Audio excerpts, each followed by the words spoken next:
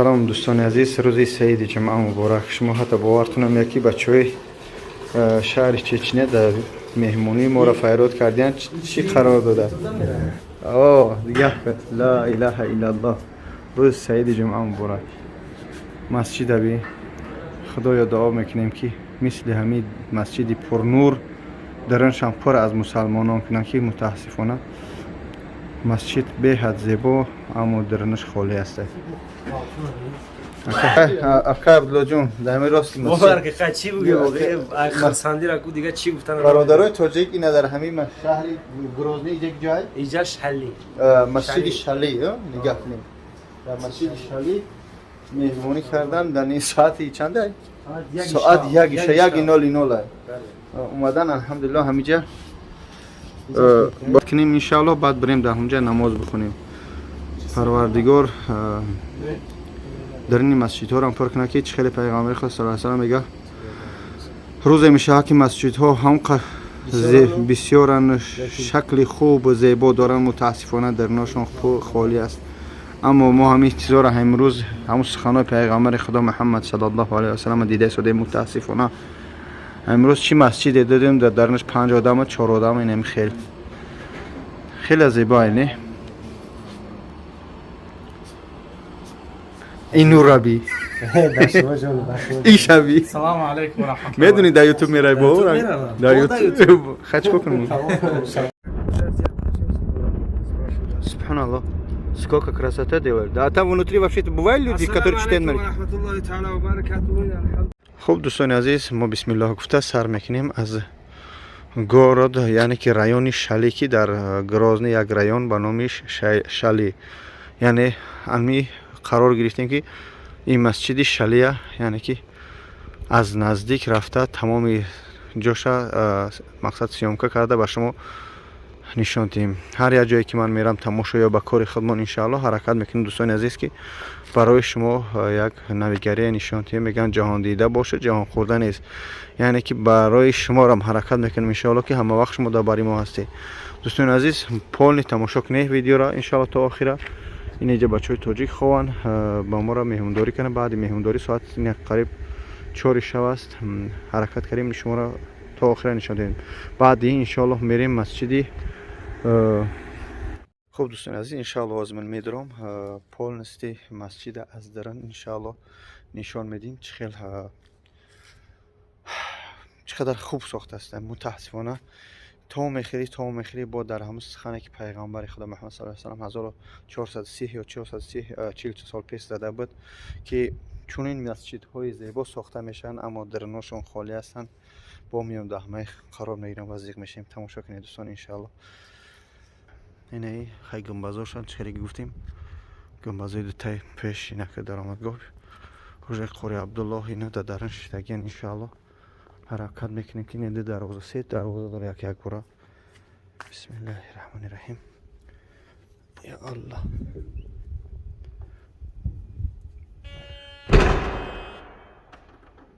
مقصد اینجا در آمدگاهش که بعدی میتش اینجا زنک ها میروان، اینجاش هم زنک ها میروان.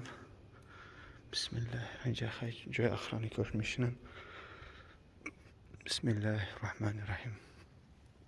سبحان الله شوای چقدر زیبا ساختن. یا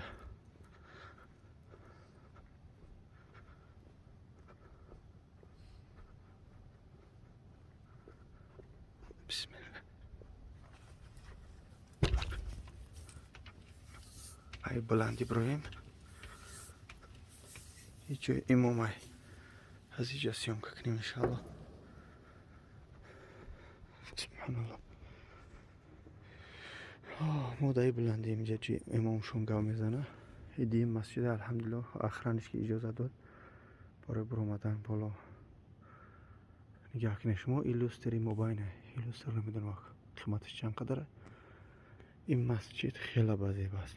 مسجد خیلی زیبا است. لا حول ولا قوة الا بالله العظیم. قالین هاش مثل قالین های مسجد های ترکیه. من که نبودم برادر در اونجا هستن میگن که مثل قالین های ترکیه هم میفرای مزیر.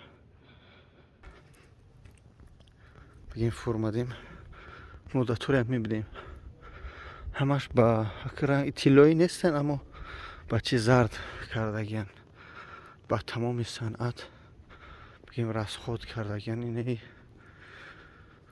منظره امام خطیب شون است اینجا دوستان خدا ساعت 3 شب دوستان عزیز ما از مسجد های همین گروزنی چچنیا حرکت داریم از همش یعنی که نظر کنیم انشالله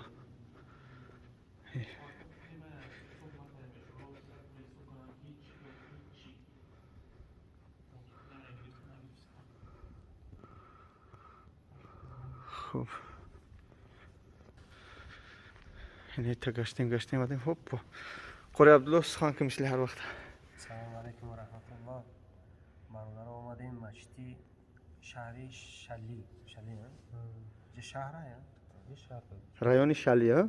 رایونی و شهر میگم. این برادر جانمون از شهر خورونتپه وطن عزیز ما شهر خورونتپه نام مبارکش سهراب جان بسیار مهمانداری کردن اون الحمدلله شکرانه میکنیم که مسلمان هستیم بار دیگر باشد شکرانه میکنیم که تاجیک زبان هستیم بار که هر شهر که نرفتیم الحمدلله پیشواز میگیرن اونا با مهمانداری میکنن الحمدلله اومدیم با این مسجد در خفته نخواندیم الحمدلله ساعت 3 شب نیت داریم که الحمدلله رویم با گروزنی یکی متاسفانه تاکسی نرفتیم خیلی انشالله این شب حل میشه بریزگی اول خوب جای دیگه با انشالله که اهل سخنه همچون نبیرای لقمان حکیم یک سخن میکنه برای شما انشالله سخن بعدی در ریش جونم که از خان که اکادی بگ جون درباره چی سخن کنم؟ در باره همی خیلی شما در همی مقصدی که ما پوتیشیست میگن روسون همی چیزای ما شما چی مخوشید چی بیسودن پسند آمد یعنی که ما ای مسکو با گروزنی اومدیم چی مخوش؟ بله چی مخوشید ما ای مسکو با گروزنی اومدیم ای همه یگم چیز ایجاده یگم چیز اینترس یگم آدماش در مسکو آدمایی که همون میبینین همون آدمایی که میگردن بدترن در اینجا ای همه خوبش مسجدشون همین مسجدشون میدروی که بهترین ای یک تجنی همه مسجدشون دا همین اما متاسفانه آزادی دا آزادی اما متاسفانه آدماشون کم یعنی که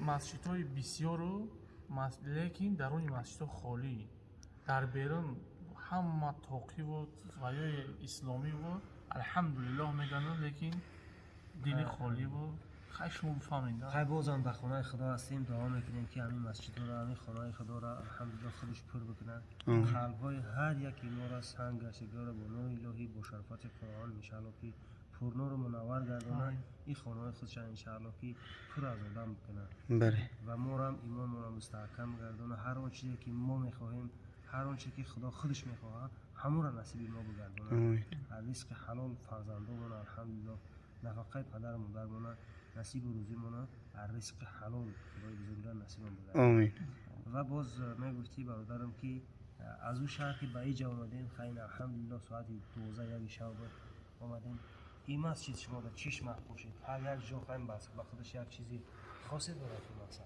و این رایون اومدی شلی مثلا چیش محبوشید این همش محخوشید همش خوبه همین تاکسی نیفتیستیم الحمدلله خیلی بار دیگه انشاءالله ما کامera میگیریم یک سوال به همین برداریم الحمدلله بابا جان شما میگفتین پیش از همه خیر سلام علیکم و رحمت الله از طرف بابا جان تا اومدی میره الحمدلله دوستای خدا شما میبینید که بابا جان 88 یکی از برادران قند و اصل یکی از نفرهایی که در خدمت مردمی وای هستیم مسافر و بیچاره و مسکین بگیم فقیرا بگیم الحمدلله به نهایت خوشحالیم که چنین برادرها هستن بابا جان شما یک دو سوال داشتیم نسبت شما میگفتید که شما از کی این جانب این کارها را آغاز کردید سلام علیکم و رحمت الله خیلی سلام داده بودم ما از 2019 بگیم ذوق ایک خردی بود اما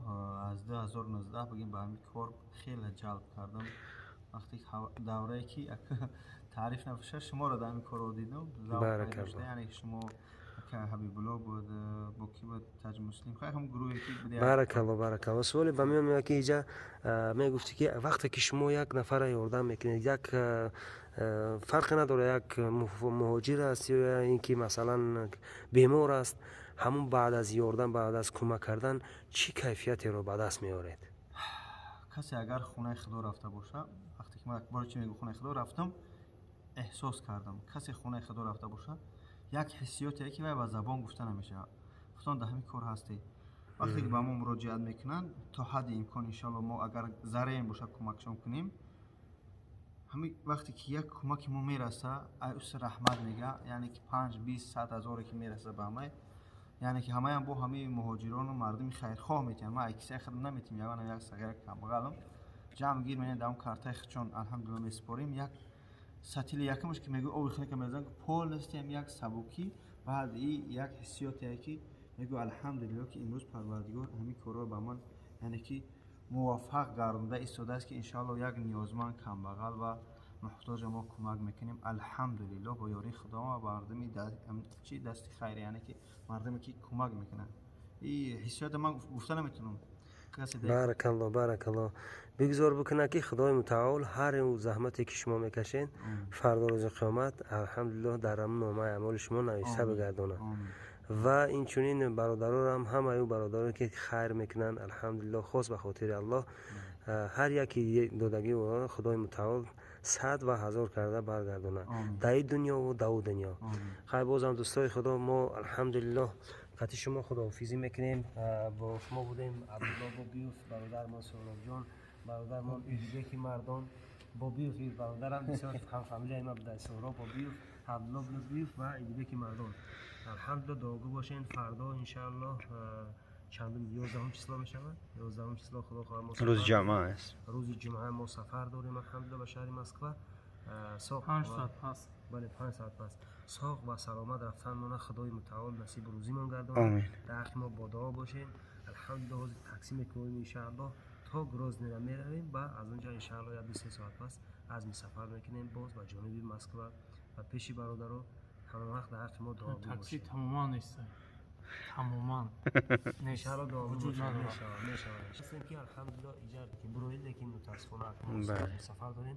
با این خاطر هر قدری که پیشتر رویم با بسیار خوبتر و بله مسجدی که بود این شالی بود خوری انا مسجد اونجا چه انا ان شاء الله باز بعد این ما حرکت میکنیم دوستان عزیز که مسجد ارگونا اگر در این ویدیو که نیفتید در ویدیو دیگر ان شاء الله مسجد ارگونا من به شما نشان دادم. ویدیو درست میشن اما هم تمی پارتون شو پراتا که شما را پرا یعنی که معلوماتی بیشتر گیری نسبت همین مسجدی هستن.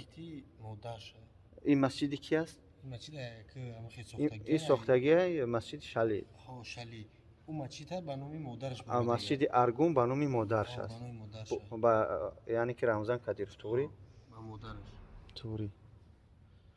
خدا حفظم کنه. عزیز دیدی. گفتم گپو لا حول ولا قوت. بازی مسجد دیدی.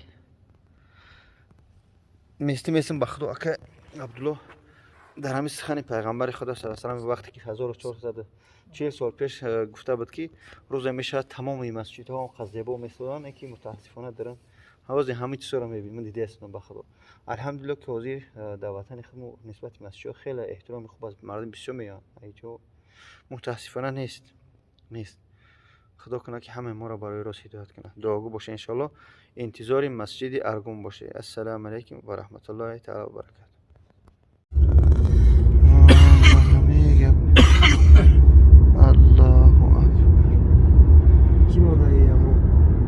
Че Джон? Поверните направо. Город Шали. Через 200 метров поверните направо, а затем развернитесь. Ходжи, я айфон میبره تویا. айфон چنین کار نمیاد.